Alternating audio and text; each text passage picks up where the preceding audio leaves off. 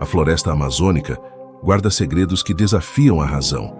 Não apenas sua vasta biodiversidade, seus rios intermináveis ou tribos isoladas que nunca tiveram contato com o mundo exterior, mas algo mais profundo. Um território onde as fronteiras entre o natural e o inexplicável se confundem. Um lugar onde tempo, espaço e lógica podem simplesmente falhar. Hoje você vai conhecer um dos relatos mais enigmáticos já encontrados sobre esse território sagrado e perigoso. Um relato que atravessa séculos e envolve exploradores, manuscritos ocultos, desaparecimentos e uma entidade que permanece sem nome até hoje. Essa não é apenas uma história. É um fragmento do que talvez seja um dos maiores mistérios não resolvidos do Brasil. Tudo começa no século XVI, quando um explorador português chamado João de Ávila se aventurou em regiões remotas e não mapeadas do Brasil colonial. Em uma missão oficial encomendada pela coroa portuguesa, Ávila deveria investigar possíveis fontes de riquezas minerais no interior da colônia. Mas o que ele encontrou foi algo muito além do que sua missão previa. Algo que mudaria o rumo de sua vida e deixaria marcas profundas nos registros históricos. João de Ávila era um homem preparado, treinado para resistir às dificuldades da mata, conhecedor de geografia e cartografia rudimentar para a época. Ao adentrar o coração da floresta, ele descreveu em um manuscrito hoje conhecido como Manuscrito 512 a existência de uma cidade com estruturas de pedra maciça, colunas geométricas perfeitamente talhadas e uma arquitetura que não condizia com nenhuma civilização então conhecida no território brasileiro. Mas não foram apenas as construções que chamaram a atenção. Segundo Ávila, o próprio ambiente em torno da cidade parecia alterado. Ele relatou fenômenos que, mesmo com o vocabulário limitado da época, insinuavam distorções no espaço e no tempo. A luz do sol incidia de forma irregular, os dias se alongavam ou encurtavam de maneira incomum e, o mais impressionante, sons eram ouvidos antes de acontecerem, como se os ecos se adiantassem à própria origem. Ele usou o termo estranho agujeros enel tempo, algo incomum em um texto originalmente em português. Esse detalhe intrigou linguistas por séculos, sugerindo que ele pode ter anotado o que ouviu de terceiros, talvez de indígenas ou de outra presença. O termo, de difícil tradução literal, passou a ser interpretado como buracos no tempo ou colapsos temporais. Anomalias. O manuscrito termina de forma abrupta, sem explicações, sem despedidas. Ávila nunca mais retornou àquela região. Ninguém sabe o que o fez sair ou o que ele viu nos momentos finais. Mas algo foi forte o suficiente para fazê-lo desistir de tudo, abandonar a missão e deixar um documento fragmentado que, por muito tempo, permaneceu ignorado em prateleiras empoeiradas do Arquivo Nacional. Esse relato teria sido esquecido se não fosse por outro nome. Coronel Percy Fawcett. Fawcett foi um militar e explorador britânico, obcecado com a possibilidade de que existissem cidades perdidas no interior do Brasil. Ao ler o manuscrito 512, ele se convenceu de que ali estava a chave para algo grandioso. A Cidade Z, uma civilização antiga que, segundo ele, poderia mudar a história da humanidade. Em 1925, Fawcett liderou uma expedição para encontrar essa cidade, levando consigo seu filho e um assistente. Eles desapareceram completamente. Nenhum corpo, equipamento ou rastro foi encontrado. Nada, como se a floresta os tivesse engolido por inteiro. A partir daí, o mistério cresceu. Muitos passaram a acreditar que existem áreas da floresta onde a própria realidade se comporta de forma anômala. Regiões onde o tempo desacelera, onde o som falha, onde presenças desconhecidas habitam entre as sombras. Décadas se passaram. A história de Fawcett virou lenda. O manuscrito 512 virou curiosidade acadêmica. E o mistério, mais uma vez, se ocultou nas brumas da mata. Até que, em 1996, algo voltou a emergir das profundezas do esquecimento. O protagonista agora não era um explorador europeu. Era um brasileiro. Um homem simples, discreto, treinado e calejado pelas operações na selva. Seu nome, Álvaro Mendonça. Álvaro era ex-militar. Anos de atuação em regiões de selva e missões técnicas com o exército o transformaram num conhecedor nato do ambiente amazônico. Após deixar as Forças Armadas, passou a prestar serviços para grupos científicos e logísticos, apoiando expedições em áreas remotas. Em 1996, recebeu a missão de montar um acampamento base às margens de um dos afluentes do rio Purus, no sul do estado do Amazonas. Era um trabalho rotineiro. Ele deveria chegar antes da equipe científica, instalar a base de apoio, montar a barraca, verificar suprimentos e preparar a área. Seguiu sozinho em um barco, atravessando rios sinuosos por horas. Ao chegar no local indicado, não encontrou sinal de presença humana recente, apenas o som contínuo e confortável da selva viva. Montou seu abrigo, armou o perímetro, acendeu um pequeno lampião a gás, evitando fogo para não atrair atenção indesejada, e passou o rádio em frequência de emergência. Nada incomum. Silêncio total. A noite caiu pesada. O calor úmido apertava. O céu encoberto abafava qualquer luar. Mas Álvaro estava tranquilo. Conhecia bem aquele ambiente. O que ele não sabia era que aquela noite mudaria tudo. Álvaro dormia leve, como quem já se acostumou com o zumbido dos insetos e o som ritmado das folhas tocadas pelo vento noturno. Estava preparado, atento, mas nada indicava que aquela noite seria diferente das muitas outras que enfrentou em situações semelhantes. E, no entanto, pouco depois da meia-noite, algo mudou. Ele acordou de súbito, não por um barulho, mas por um sentimento estranho, como se algo tivesse se deslocado à sua volta. Era uma sensação imperceptível, quase instintiva, como se o ar tivesse mudado de densidade. Não havia sons, nada se movia. A ausência era absoluta. O silêncio era tão opressor que chegou a doer. Álvaro descreveu a sensação como se seus próprios batimentos estivessem abafados, como se a selva tivesse retido o fôlego, congelando todos os ciclos vitais.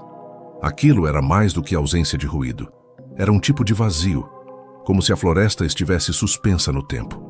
Ele se sentou dentro da barraca, confuso, mas sem entrar em pânico. Pegou a lanterna e, por precaução, não a acendeu de imediato. Em vez disso, permaneceu quieto, respirando lentamente, tentando captar qualquer detalhe. Foi então que percebeu algo ainda mais inquietante. Um som profundo e distante, parecido com um lamento abafado, como se algo muito grande estivesse ressoando debaixo da terra ou vindo das profundezas da mata. Era difícil determinar sua origem. O som oscilava, ora mais próximo, ora mais longínquo, mas sem um padrão definido. Ele descreveu esse som como algo que vibrava por dentro dos ossos, mas que não parecia natural. Não era o grunhido de um animal, nem o ranger de árvores.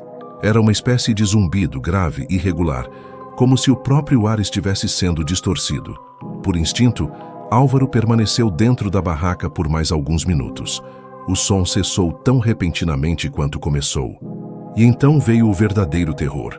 O silêncio absoluto retornou, mas dessa vez carregado com algo a mais.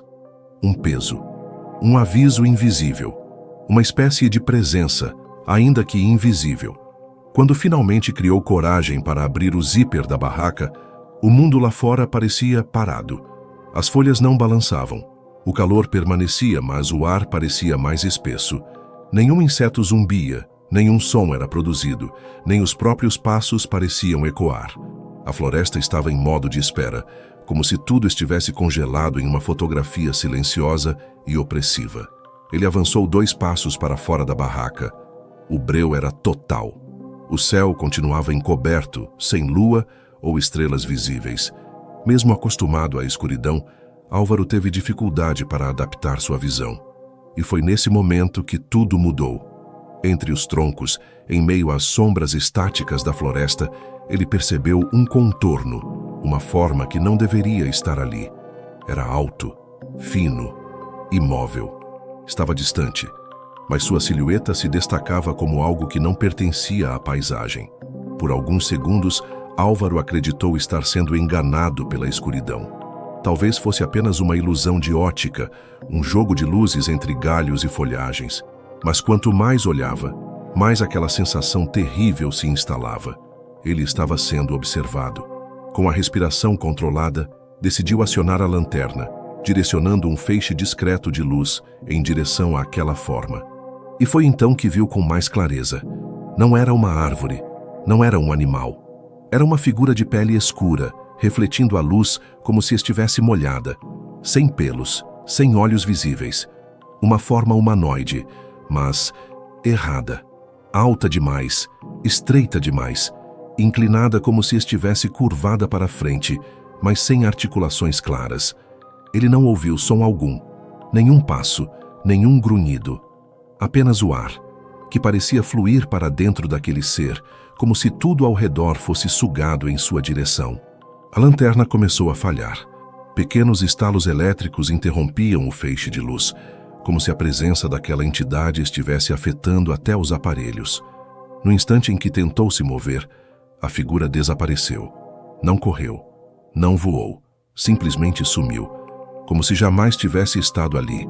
Mas Álvaro sabia, tinha certeza absoluta de que havia visto algo. E então, lentamente, os sons começaram a retornar. Primeiro, um leve estalo distante. Depois, o zumbido dos insetos, o farfalhar das folhas. Como se a floresta estivesse se reiniciando, retomando sua programação natural.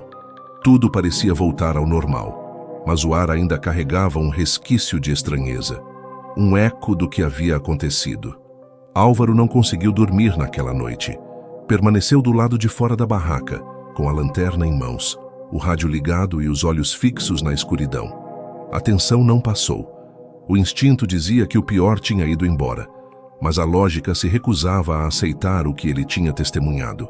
Ao amanhecer, quando os primeiros raios do sol filtraram pelas copas das árvores, ele percebeu algo ainda mais perturbador. Havia pegadas no solo. As marcas estavam a cerca de 8 metros da barraca, em uma área de terra batida, coberta parcialmente por folhas úmidas da noite anterior. Álvaro se aproximou com cautela, analisando o chão com a precisão de quem passou anos operando em ambientes hostis. E o que viu não se parecia com nada que já tivesse rastreado antes. Não eram pegadas humanas. Tampouco de onça, anta ou qualquer outro animal da fauna amazônica. Eram 3 sulcos profundos, dispostos em arco, com leve curvatura para dentro. Cada marca tinha aproximadamente o comprimento de um antebraço. O peso do que quer que fosse aquilo tinha afundado a terra com força.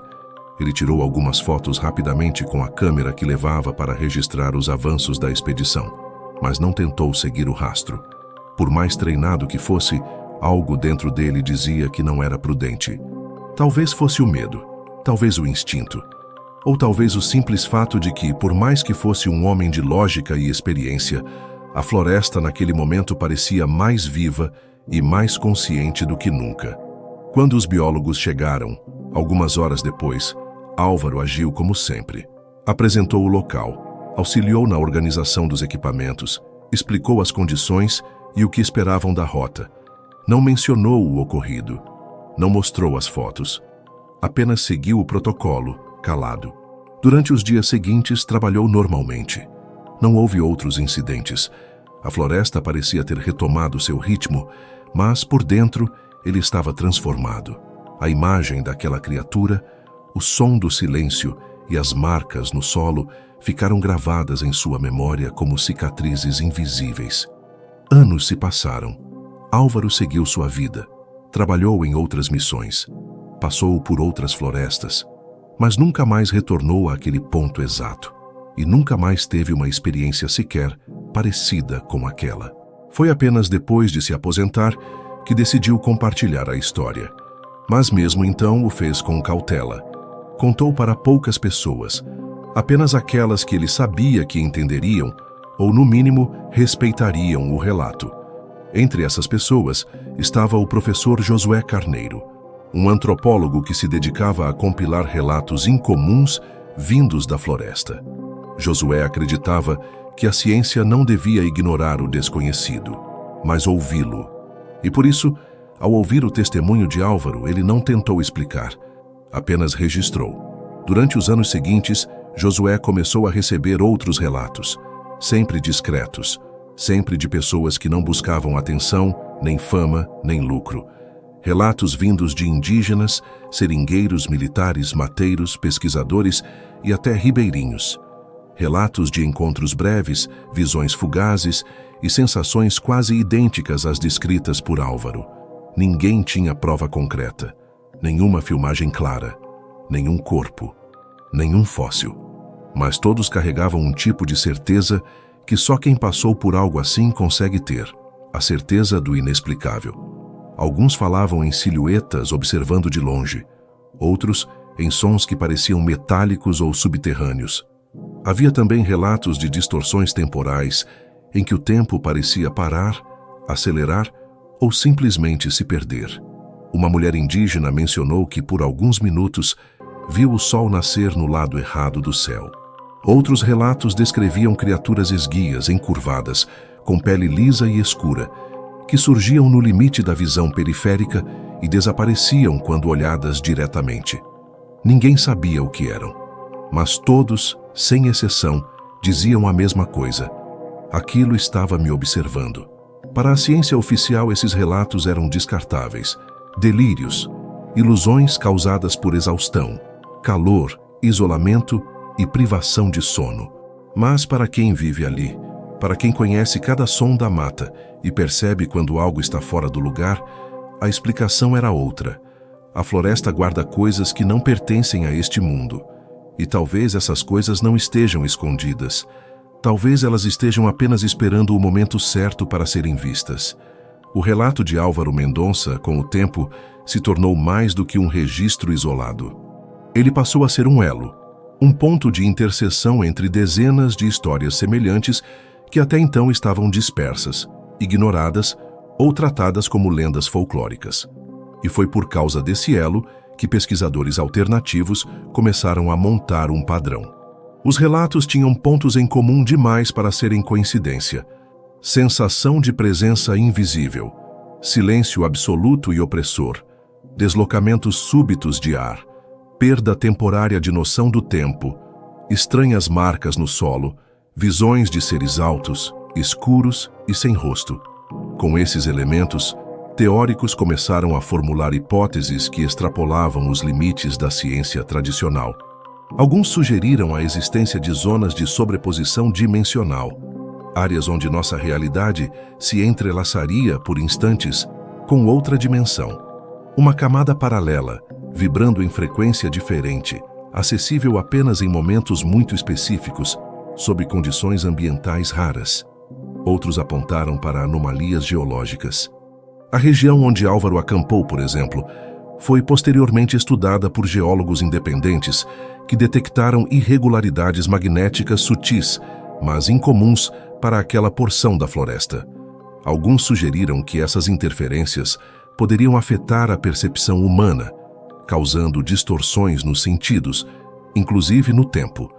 Mas havia ainda uma terceira hipótese, ainda mais ousada, a de que a floresta abriga formas de vida inteligentes que não são nem humanas, nem animais. De acordo com essa teoria, esses seres teriam evoluído em completo isolamento, desenvolvendo camuflagem extrema, controle ambiental e habilidades sensoriais superiores. Eles viveriam em áreas onde humanos raramente pisam, e quando ocorrem encontros, eles são curtos, discretos e quase sempre sem violência, mas não sem propósito. Essas entidades não seriam monstros nem espíritos, mas algo entre os dois. Seres que talvez acompanhem a humanidade desde tempos imemoriais, mas que só se revelam a quem atravessa, mesmo que sem saber, os limites invisíveis da floresta proibida. Indígenas de diferentes etnias falam sobre isso há séculos. Cada tribo com seu nome, sua versão, sua visão. Alguns os chamam de os que caminham sem deixar rastro, outros de os olhos na sombra. E há ainda os que dizem que são filhos do silêncio, porque o mundo para quando eles chegam e só volta a respirar quando vão embora. Curiosamente, esses relatos antigos, preservados pela tradição oral, possuem uma precisão assustadora. Eles descrevem o mesmo tipo de criatura, as mesmas sensações, as mesmas interferências ambientais. Tudo muito antes da chegada de qualquer europeu. muito antes do manuscrito 512 e, definitivamente, muito antes da história de Álvaro. Isso levanta uma questão desconfortável. Será que a ciência rejeita esses relatos não porque são absurdos, mas porque são perigosamente reais? A floresta amazônica é vasta demais para ser completamente explorada. Existem regiões onde nenhum satélite consegue penetrar totalmente por causa da densidade da vegetação. Áreas onde a luz do sol mal toca o chão. Locais onde tribos inteiras vivem há séculos sem contato algum com o mundo exterior. Se esses espaços isolados existem, por que não poderiam abrigar também inteligências que se mantiveram escondidas, por escolha? Talvez o maior erro da humanidade tenha sido presumir que tudo o que não entendemos é invenção, que o silêncio da floresta significa ausência, quando, na verdade, pode significar presença contida, presença observadora, presença que escolhe quando se revelar. Álvaro nunca quis se tornar um nome associado ao mistério. Ele não escreveu livros, não foi a programas de televisão, não deu palestras. Seu único desejo era deixar registrado, mesmo que apenas entre confidências, que algo existe, algo que ele viu, algo que, por mais que ele tentasse negar, estava ali, e talvez ainda esteja. A história de Álvaro, com o passar dos anos, se tornou uma espécie de símbolo silencioso entre estudiosos do inexplicável. Não pelo espetáculo, mas pela sobriedade com que foi contada. Não havia exagero, nem desejo de convencer. Apenas um testemunho seco, objetivo e, justamente por isso, tão perturbador. E foi essa credibilidade que fez com que outros relatos começassem a emergir. Discretamente, sim, mas com frequência crescente. Um exemplo marcante ocorreu em 2011. Um pesquisador de campo chamado Carlos Nogueira, que realizava medições climáticas em áreas remotas do Acre, registrou um evento semelhante. Ele descreveu uma noite onde tudo ao redor cessou.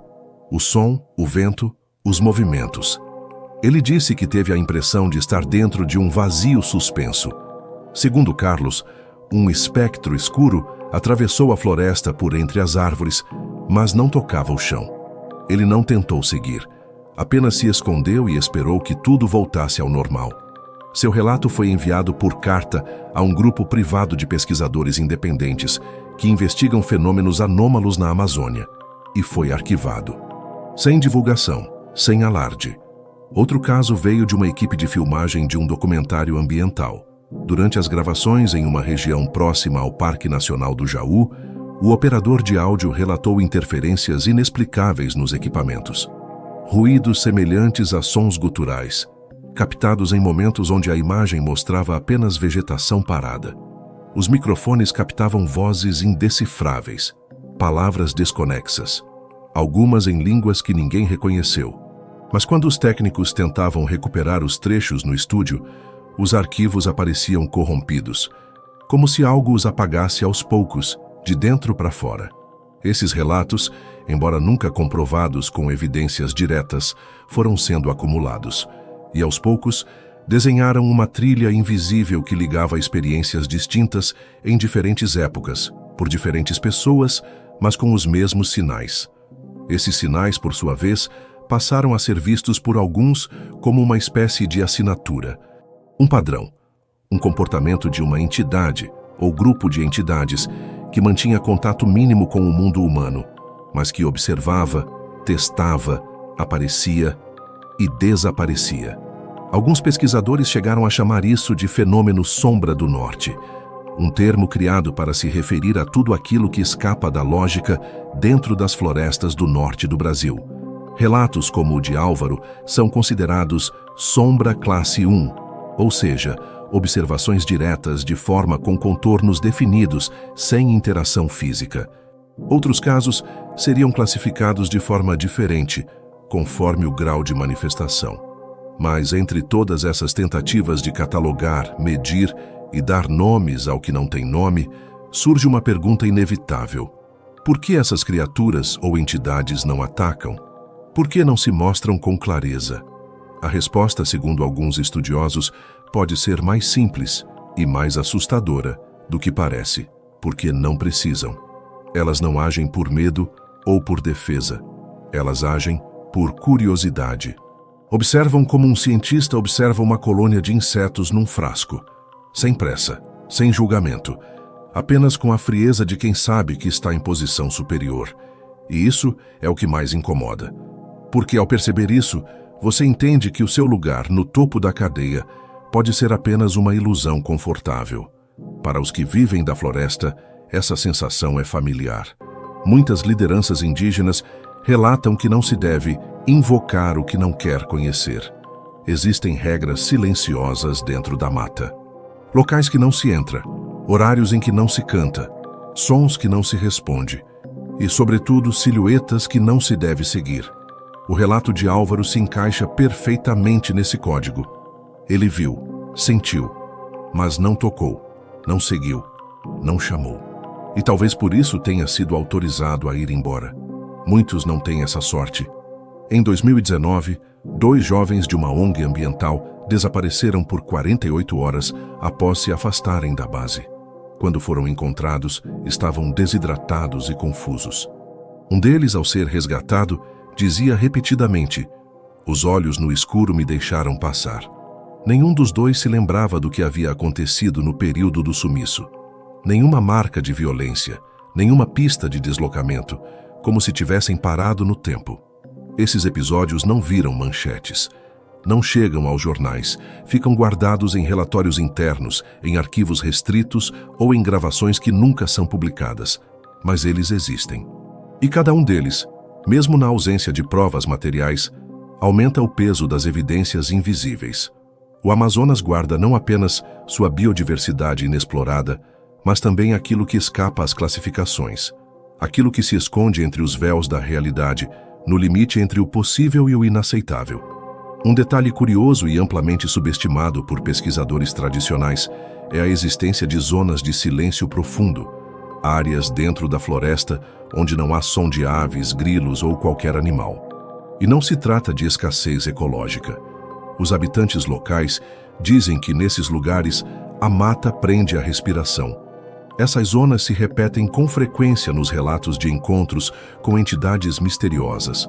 Foi o caso de uma enfermeira chamada Cíntia, que em 2007, durante uma missão médica em uma comunidade ribeirinha do Alto Solimões, foi surpreendida por um evento incomum. Após atender pacientes por vários dias em uma região de difícil acesso, decidiu caminhar sozinha até uma clareira próxima para buscar sinal de rádio. O que deveria ser uma caminhada curta, de 15 minutos, se transformou em uma travessia que pareceu durar horas. Segundo ela, os sons foram sumindo gradativamente, até o momento em que tudo se calou. Até o próprio batimento cardíaco parecia desacelerar. Então, ela viu uma silhueta grande, distante, imóvel. Observava de forma estática, sem emitir som, como se esperasse alguma reação. Cíntia paralisou. Não fugiu, não se aproximou. Apenas permaneceu ali, como se tempo e espaço tivessem sido suspensos por aquele olhar invisível. Minutos depois, que pareceram uma eternidade, os sons voltaram. A clareira se reabriu. A silhueta sumiu. E Cíntia correu de volta para a base, trêmula. Nunca mais voltou àquela trilha. Disse apenas que ali havia algo que não pertence a esse mundo. E que por algum motivo ela foi poupada. O que torna esses relatos ainda mais inquietantes é o fato de que eles vêm, quase sempre, de pessoas treinadas, acostumadas com o ambiente natural da floresta. Pessoas que sabem diferenciar um ruído de onça de um estalo de árvore, um reflexo de luz de um movimento de animal. E mesmo assim, são elas que descrevem os eventos mais inexplicáveis. E é por isso que muitos estudiosos alternativos dizem: a floresta não precisa esconder o que quer que esteja ali. Nós é que não conseguimos vê-lo. É uma questão de frequência, de sintonia. Há quem diga que a criatura avistada por Álvaro Mendonça não foi uma coincidência, mas uma permissão, um cruzamento raro de realidades, um erro ou uma escolha por parte de algo que está muito além do nosso entendimento.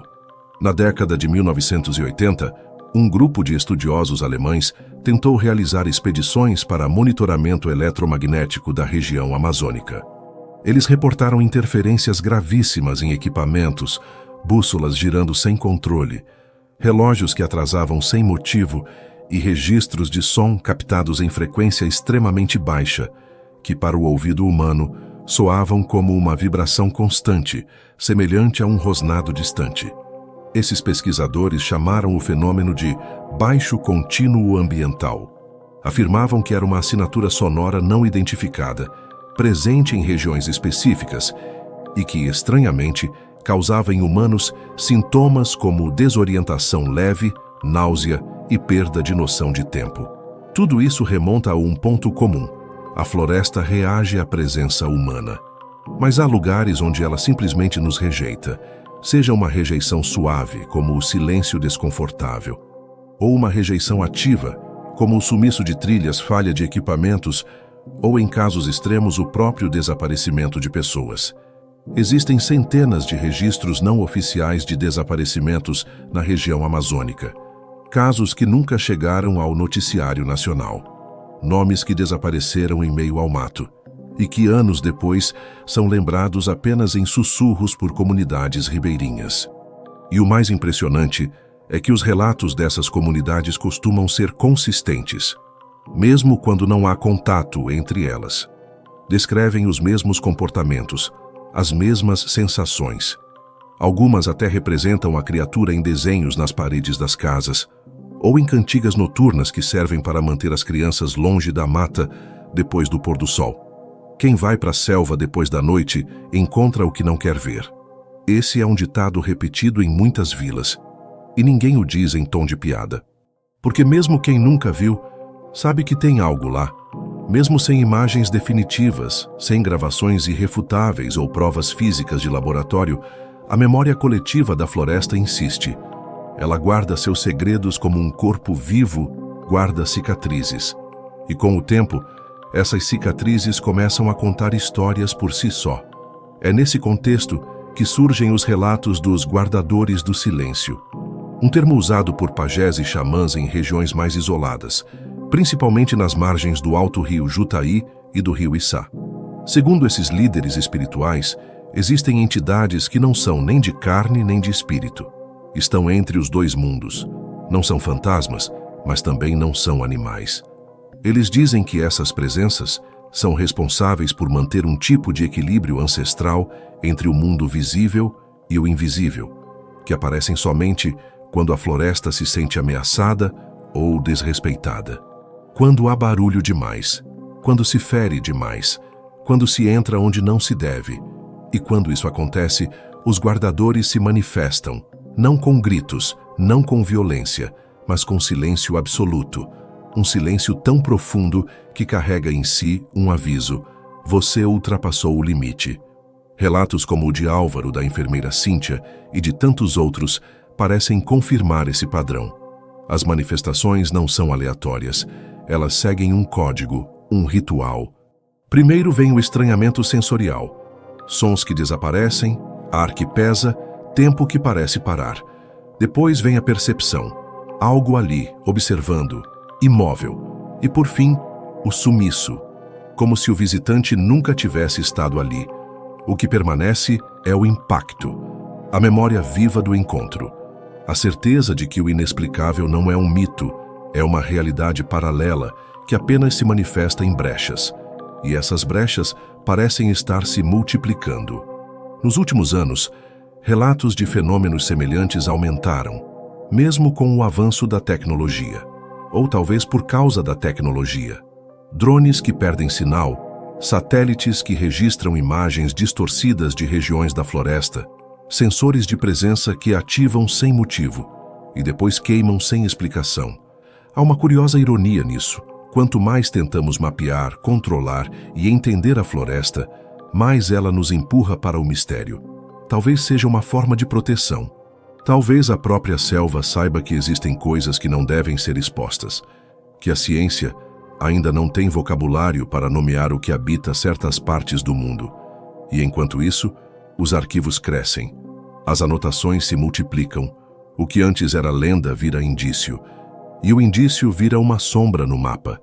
Há quem diga que a criatura avistada por Álvaro seja uma das muitas versões de um ser ancestral, mencionado por diferentes tribos com diferentes nomes. Os Ticuna a chamam de Yacurá, o que pode ser traduzido como aquele que caminha sem pisar. Os Marubo chamam de Nubeiri, ou aquele que se desfaz na neblina, e os Yanomami falam em Wakakurimé, o espírito de forma incerta. Em todas as tradições, ele é descrito como um observador, um visitante, nunca como um predador ou salvador, apenas como presença, algo que está lá e sempre esteve. E talvez seja esse o maior mistério de todos. A criatura não veio, ela nunca foi embora.